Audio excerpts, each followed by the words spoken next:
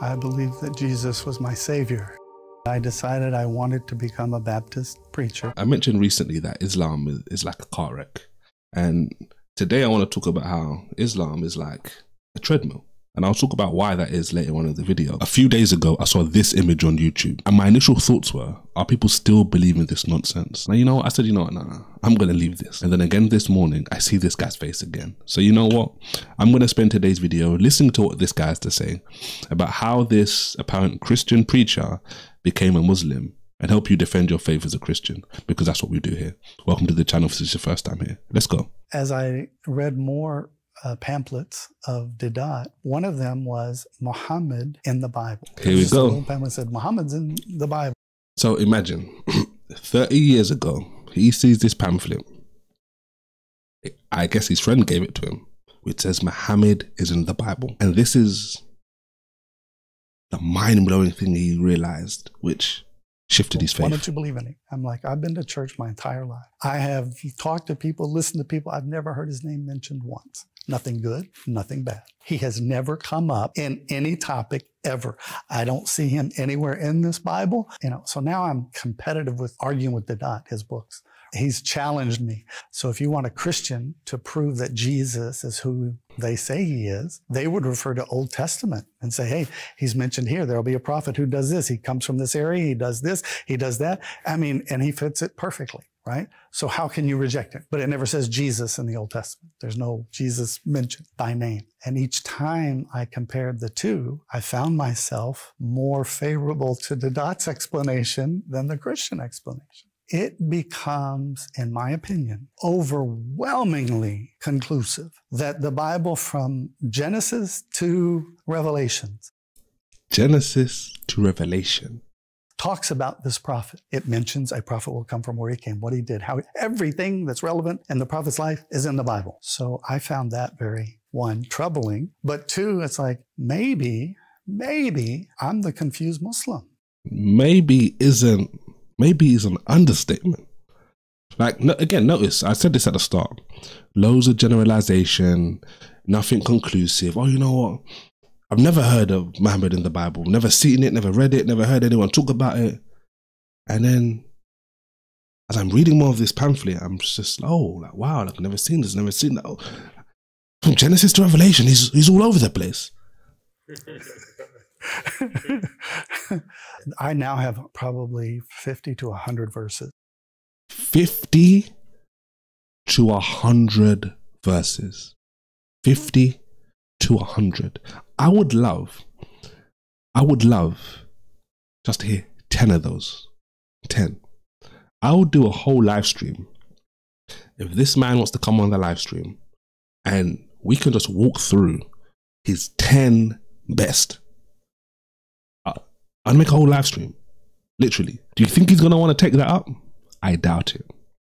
In the Bible that are very just clear. It has. And just for the record, if he doesn't want to come, the best Muslim scholar out there, bring the 10 best examples. I'll do a whole live stream.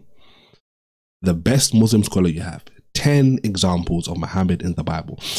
You have to understand why they're actually saying this. I didn't give you the context. It's the Quran. Again, the Quran is always getting Muslims in trouble. Surah chapter 7, verse 157. It says, they find the unlettered prophet written in the Torah and the Gospel. So this is why 30 years ago, you'd have people like Deedat, and then after him, Zakir Naik, and then other people since then, handing out pamphlets and teaching and saying, you know what, Muhammad is in the Bible. They're forced to do that because that's what the Quran says. So again, open challenge to this man or to any top Muslim scholar who wants to come on a live stream with me and us walk through 10 of the best examples. We can even do 5 of the best examples of Muhammad in the Bible. To be the Prophet Muhammad. HMD in Hebrew, which would be similar to Arabic, could be Ahmed. The Ahmed of all nations will come, and he will do, his house will be greater than the former, which is switching from Jerusalem to Mecca. It calls in Deuteronomy. That's Isaiah 60, by the way, what he's talking about, which just read the passage. 32, 1 through 3. It says the God came from Sinai, dawned from Seir. Let me go back, right? He quoted the passage. It calls in Deuteronomy 32, 1 through 3. It says the God came. Who? Who did it say? From Sinai, dawned from Seir, which is Palestine, and shined forth from Mount Paran. Okay, so if God came from Sinai, who did it? Just let's go back again. Came from Sinai, dawned from Seir, which is Palestine, and shined forth from Mount Paran. Okay? Who was that? So if God came from Sinai, that's a direct reference to Moses. If he dawned from Seir, Jesus' ministry was 3 years in Palestine. Very clear who that's referring to. Who shined forth from Mount Paran, right? Who did it say? He came with 10,000 saints with a fiery law in his hand. Okay, who might that be? Well, who might that be? Who did the verse say it was at the start? well, where is Paran? Okay, you have to, and people argue about this all the time, but it's abundantly clear in the Bible. I think it is abundantly clear, so much so that we're going to look at it. Now, I'll give him the benefit of the doubt that he got the quotation wrong. It wasn't chapter 32, it was chapter 33. But notice what it says. Let's look at a couple of verses here. Deuteronomy chapter 33. And this is the blessing which Moses gave. And he said, this is Moses speaking. The Lord came from Sinai and rose up from Seir. Unto them he shined forth from Mount Paran, and he came with 10,000s of saints from his right hand, a fiery law for them. Yet he loved the people. Who is this talking about? The Lord. The Lord. This is in the Hebrew there, it's the divine name of God. Yahweh, Jehovah, however you want to render it.